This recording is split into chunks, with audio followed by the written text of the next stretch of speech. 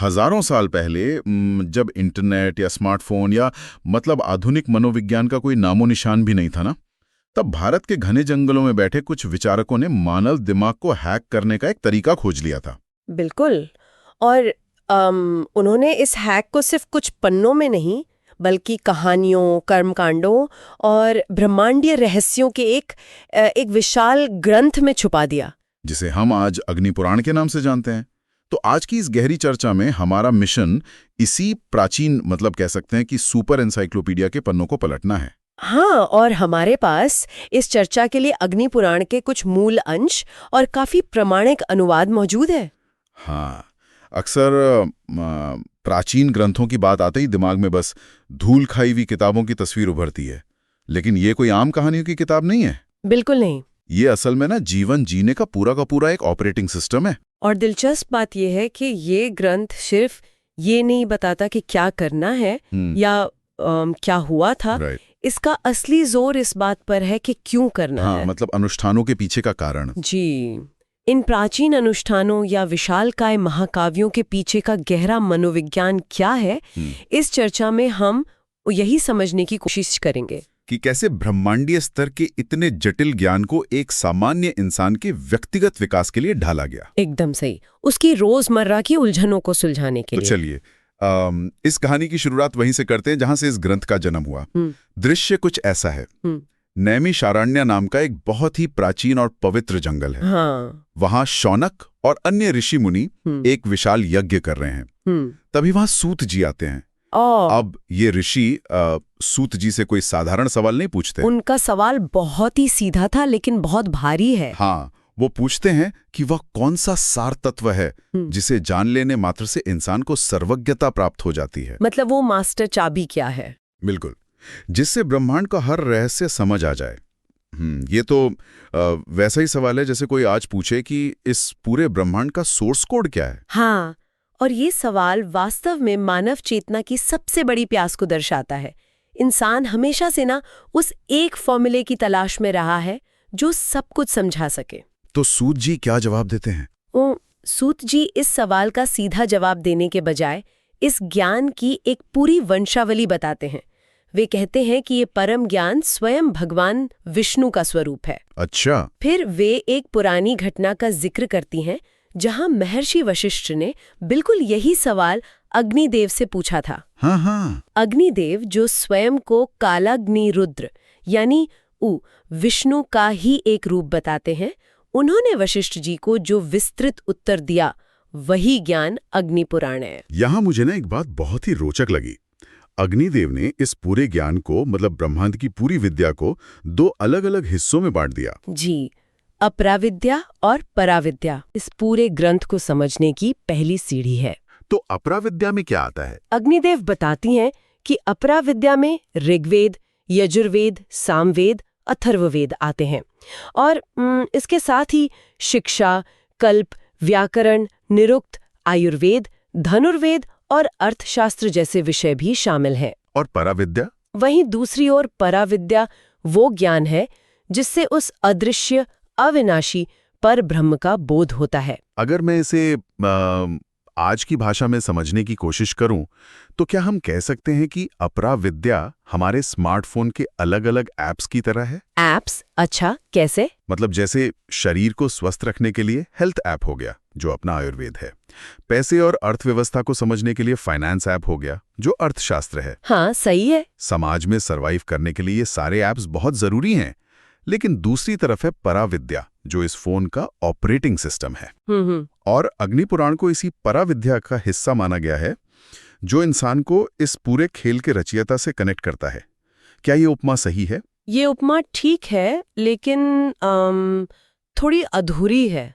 अच्छा, क्यों? इसे ऐसे समझिए, अपराविद्या इंसान को ये बताती है कि इस दुनिया में कैसे जीना है, लेकिन पराविद्या या आपका ओएस ये बताती है कि इस दुनिया में जीने का अंतिम उद्देश्य क्या है। ओहो, मतलब पर्पस क्या है? जी। प्राचीन भारतीय दर्शन में ज्ञान का मतलब सिर्फ जानकारी या डेटा इकट्ठा करना नहीं था। ज्ञान का अंतिम लक्ष्य मोक्ष या आत्म साक्षात्कार था। राइट। अगर इंसान का ऑपरेटिंग सिस्टम ही करप्ट है, मतलब अगर उसे ये ही नहीं पता कि वो कौन है और उसका उद्देश्य क्या है, तो चाहे उसके पास कितने भी बेहतरीन ऐप्स क्यों ना हो। बिल्कुल, चाहे उसके पास आयुर्वेद हो या अर्थशास्त्र, वो हमेशा असंतुष्ट और उलझा हुआ ही रहेगा। अग्नि पुराण इन दोनों के बीच एक संतुलन स्थापित करता है। ये बहुत स्पष्ट हो गया, लेकिन यहाँ से पढ़ते हुए मुझे एक बड़ी उलझन हुई। कैसी उलझन? एक तरफ ये ग्रंथ परब्रह्म, पराविद्या और मोक्ष जैसी अत्यंत अमूर्त और दार्शनिक बातें कर रहा है। हाँ। और फिर अचानक अगले ही पन्ने पर हम देखते हैं कि एक विशालकाय मछली पानी से बाहर निकलती है और एक दानव को मार रही है। हाँ, मत्स्यावतार की कथा। मेरा मतलब है, ये टोन में इतना अचानक बदलाव क्यों है?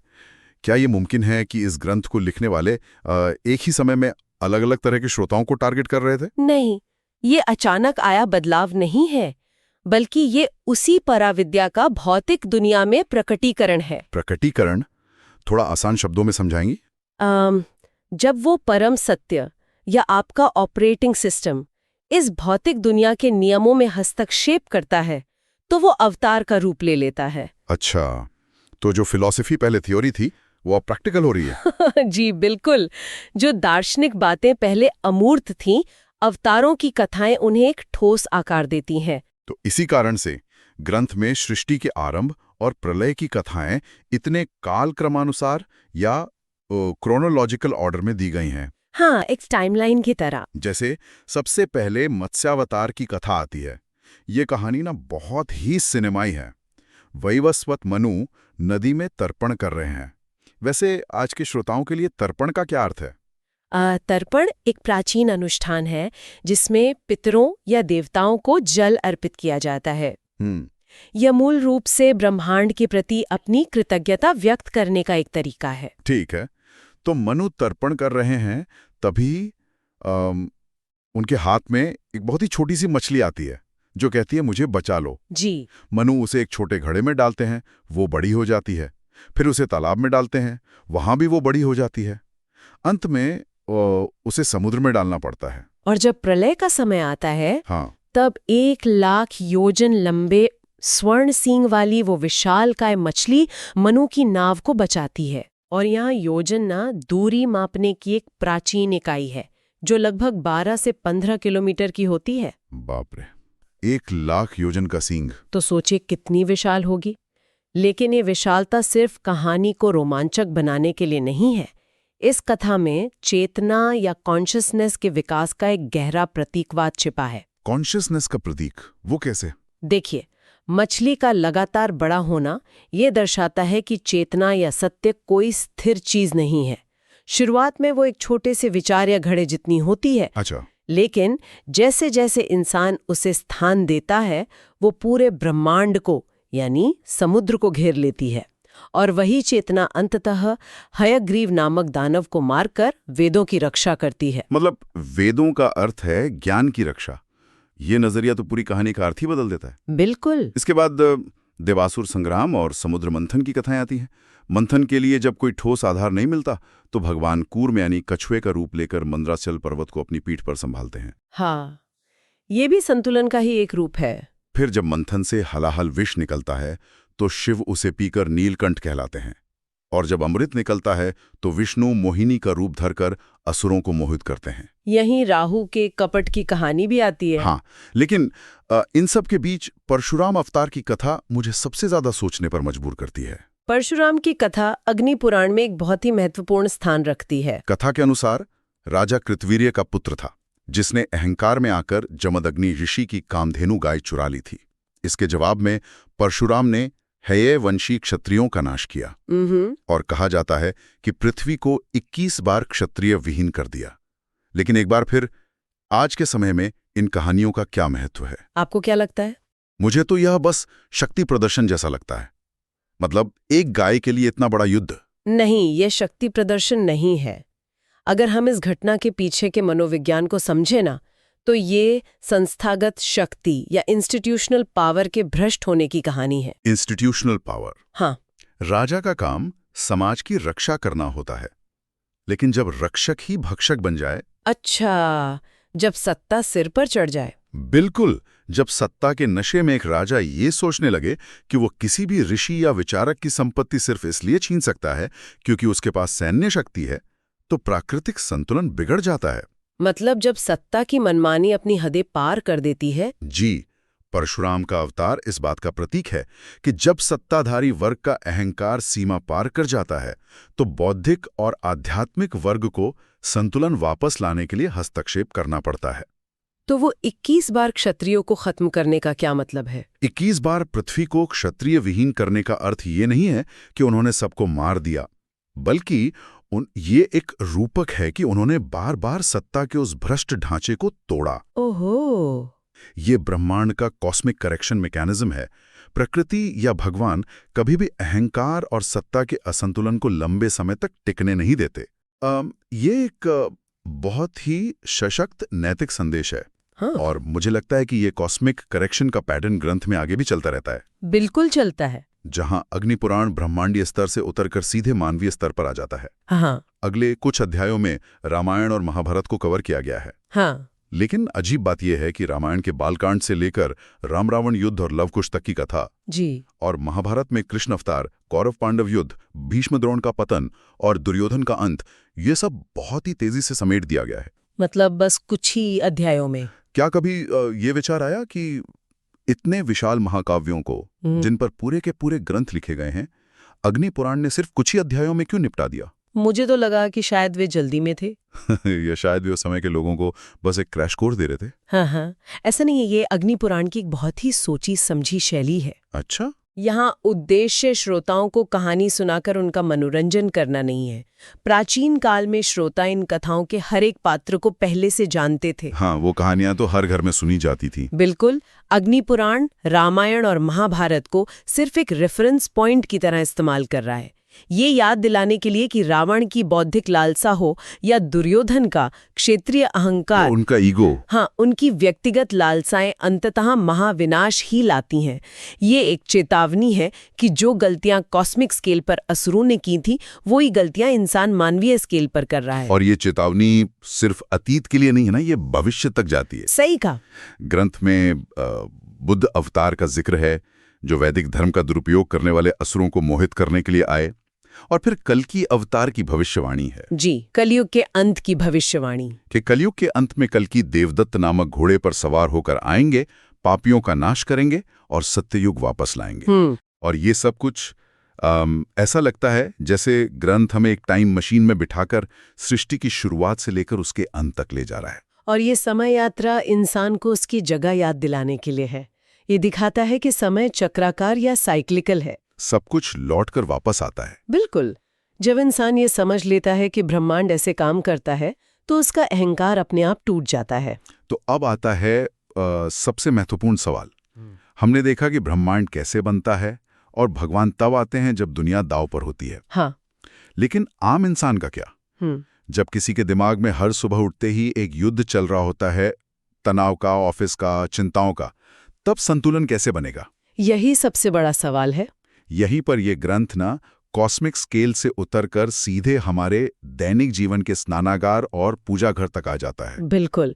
कोई भी ज्ञान तब तक अधूरा है जब तक वो इंसान के दैनिक जीवन को न सुधारे, और अग्नि पुराण का आधा से ज्यादा हिस्सा इसी व्यवहारिक ज्ञान पर आधारित है। इसमें दैनिक पूजा और स्नान के बहुत ही विस्तृत नियम हैं। लेकिन ये सिर्फ पानी से नहाने की बात नहीं कर रहा। नहीं, इसमें कई तरह के स्नान हैं। हाँ, इसमें भस्म स्नान, जल स्नान और मंत्र स्नान का विधान है।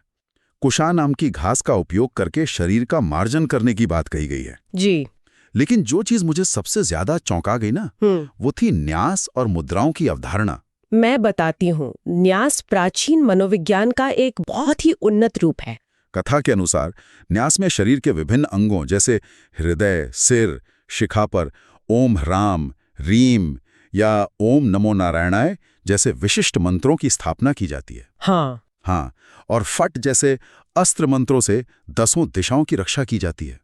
अगर मैं इसे आज के पर्सपेक्टिव में देखूं, तो आप क्या कहेंगे? तो क्या हम कह सकते हैं कि न्यास की ये प्रक्रिया आधुनिक बॉडी स्कैन मेडिटेशन जैसी है? बॉडी स्कैन मेडिटेशन मतलब क्या ये अनुष्ठान मूल रूप से हमारे दिमाग में दिन भर के तनाव और बाहर की नकारात्मकता के खिलाफ एक एक फायरवॉल सेट करने का तरीका था। फायरवॉल वाली उपमा सुनने में अच्छी लगती है, लेकिन ये पूरी तरह से सटीक नहीं है। अच्छा, क्यों? क्योंकि फायरवॉल सिर्फ बाहर के खतरों को रोकता है ना? वो एक रक्षात्मक या डिफेंसिव सिस्टम है। न्यास उससे कहीं ज्यादा गहरा है। तो न्यास एक्चुअल में क्या करता है? न्यास का शाब्दिक अर्थ ही है रखना या स्थापित करना।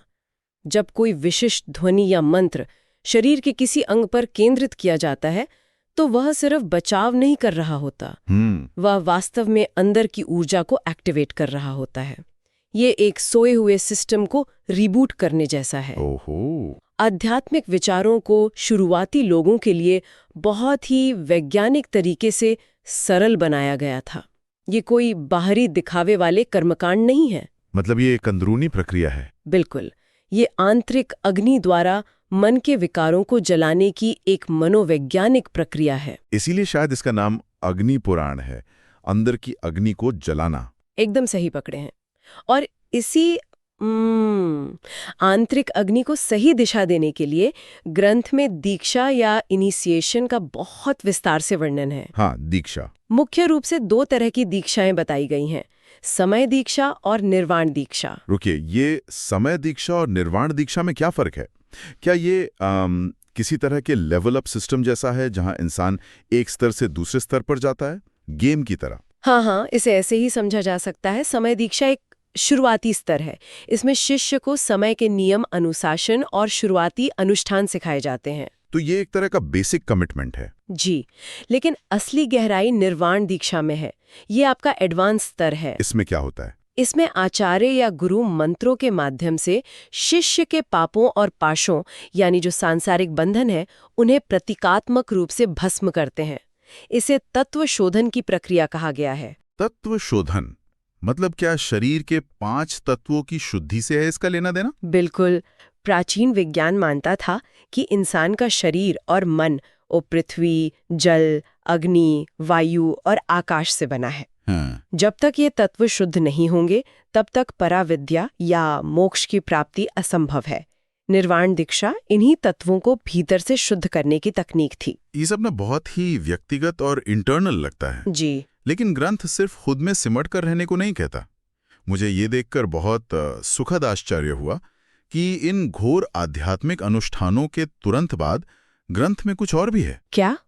इसमें बावड़ी, कुएं और तालाब बनवाने तथा उनकी प्रतिष्ठा करने जैसे सामाजिक कार्यों का भी विस्तार से वर्णन है। और यही भारतीय दर्शन की सबसे बड़ी खूबी है। कैसे? ये सिखाता है कि आत्म साक्षात्कार या मोक्ष का रास्ता समाज से कटकर नहीं, बल्कि समाज की सेवा से होकर जाता है। हाँ, बहुत खूब। अगर किसी ने निर्वाण दीक्षा ले ली है, लेकिन वो समाज के लिए कुआं नहीं खुदवा सकता, तो उसकी आध्यात्मिक प्रगति अधूरी है। मतलब पर्सनल ग्रोथ के साथ सोशल ग्रोथ भी। जी, ये एक संपूर्ण नैतिक कोड है। व्यक्तिगत विकास का अंतिम परिणाम समाज का कल्याण ही होना चाहिए। तो अगर हम आज की इस पूरी चर्चा को समेटें तो ये बहुत स्पष्ट हो जाता है कि अग्निपुराण कोई पुरानी जादुई कहानियों की किताब नहीं है जिसे बस पढ़कर शेल्फ पे रख दिया जाए। बिल्कुल नहीं। ये मानव जीवन को व्यवस्थित करने का एक पूरा ब्लूप्रिंट है। ये पहले हमें एक बहुत ही व्यापक या मैक्रो दृष्टिकोण देता है कि दुनिया कैसे बनी, समय कैसे काम करता है, और जब सत्ताधारी भ्रष्ट होते हैं तो प्रकृति संतुलन कैसे लाती है। हाँ, और फिर ये माइक्रो स्तर पर आकर बताता है कि एक सामान्य इंसान को सुबह उठकर अपने मन के शोर को कैसे शांत करना है और अंततः समाज के लिए क्या योगदान देना है। इस ग्रंथ ने सच में बहुत ही खूबसूरती से ब्रह्मांडीय महाकाव्यों और इंसान की दैनिक चिंताओं को एक ही धागे में पिरो दिया है। तो इस चर्चा को खत्म करने से पहले एक बहुत ही गहरा विचार है जिस पर हर सुनने वाले को आज गौर करना चाहिए। हाँ। हमने देखा कि अग्निपुराण में बार बार मंत्रों और विशिष्ट ध्वनियों की बात की गई है। प्राचीन ऋषियों का दृढ़ विश्वास था कि एक विशिष्ट ध्वनि या अक्षर में इतनी शक्ति होती है कि वो भौतिक वास्तविकता को बदल सकता है। जी, हमारे कर्मों को शुद्ध कर सकता है और तत्व शोधन कर सकता है। बिल्कुल। अगर हजारों साल पहले के लोग ध्वनियों और शब्दों के इस ध्वनि विज्ञान और मनोवैज्ञानिक असर को इतनी गहराई से समझते थे, तो जरा सोचिए, आज हम दिन भर में खुद से जो बातें करते हैं, जो लगातार नेगेटिव सेल्फ टॉक हम अपने दिमाग में चलाते रहते हैं, उसके असर को हम कितना कम आंक रहे हैं। ये बहुत ही सोचने वाली बात है ना? अगर प्राचीन काल में बोले गए सही शब्द या मंत्र इंसान के नर्वस सिस्टम को शांत कर सकते थे और ब्रह्मांड से जोड़ सकते थे, तो आज हमारे द्वारा दोहराए जाने वाले नकारात्मक शब्द हमारे अपने ही दिमाग को कैसे करप्ट कर रहे होंगे। बिल्कुल सही कहा। ये वो मास्टर चाबी है जो आज भी इंसान के ही हाथ में है। शब्द आज भी जादू करते हैं, बस हमें ये तय करना है कि हम अपने खुद के शब्दों से अपनी चेतना को बड़ा कर रहे हैं या उसे एक छोटे से घड़े में कैद कर रहे हैं। जी। आज के इस विस्तृत विश्लेषण में बस इतना ही। सुनते रहिए, सीखते रहिए और खोजते रहिए।